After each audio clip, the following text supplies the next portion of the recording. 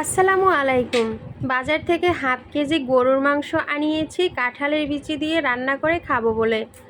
আজকাল ওজন এতটা কমে গেছে, দেখুন আধ কেজি গরুর মাংস কতটুকু, কয় পিস। যাই হোক, মাংসগুলো এবার কুটে নেব। কাঁঠালের বিচিগুলো আগেই কুটে রেডি করে রেখেছি।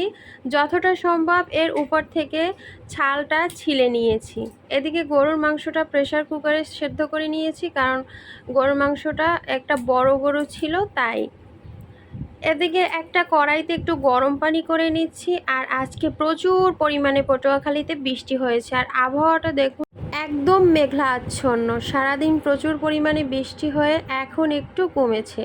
এদিকে আদা রসুন বাটা, পেঁয়াজ কুচি আর একটা আস্ত রসুন নিয়েছি, আর কিছু কাঁচামরিচ। এবার গরম পানিটা উঠিয়ে এর ভিতর গরম মশলা দিয়ে দিলাম। তেলের উপরে একটু গরম মশলাটা ভেজে আস্ত আস্ত করে পেঁয়াজ কুচি করেছিলাম সেগুলো দিয়ে এবার একটু ভালোভাবে ভেজে নেব। গরম মশলাটা যদি তেলের উপরে ভেজে নেওয়া হয় তাহলে তরকারিটা খেতে কিন্তু খুব ভালো লাগে। পেঁয়াজটা মোটামুটি ভাজা হয়ে গেছে। এর ভিতর লবণ দিয়ে এখন গরম পানির অল্প একটু ঝোল দিয়ে দেব। এরপর দিয়ে দেব গুঁড়ো মশলা, হলুদের গুঁড়ি হাফ চামচ, মরিচের গুঁড়ি 1 চামচ, আর আদা রসুন বাটা 1 চামচ।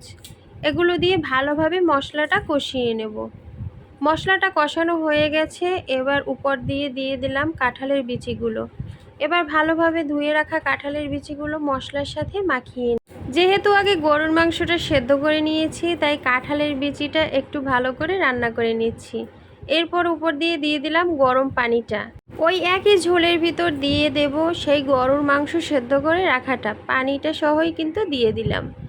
এবার এই যে দেখুন গরুর মাংসটা দিয়ে একটু নেড়েচেড়ে নিয়েছি। এবার সেদ্ধ হওয়া পর্যন্ত অপেক্ষা করব। এর ফাঁকে কিন্তু ওই আস্ত রসুনটা দিয়েছিলাম, আর কাঁচা মরিচগুলো আস্তে আস্তই দিয়েছি, কোনো কুচি করিনি। এবার সেদ্ধ হওয়া পর্যন্ত আর ঝোল টেনে যাওয়া পর্যন্ত অপেক্ষা করব।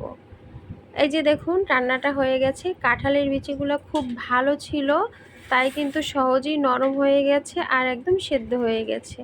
আর আজকে শুক্রবার দিন, খুব সুন্দর একটা দিন, নামাজ পড়তে যাচ্ছে ঘরের কর্তা।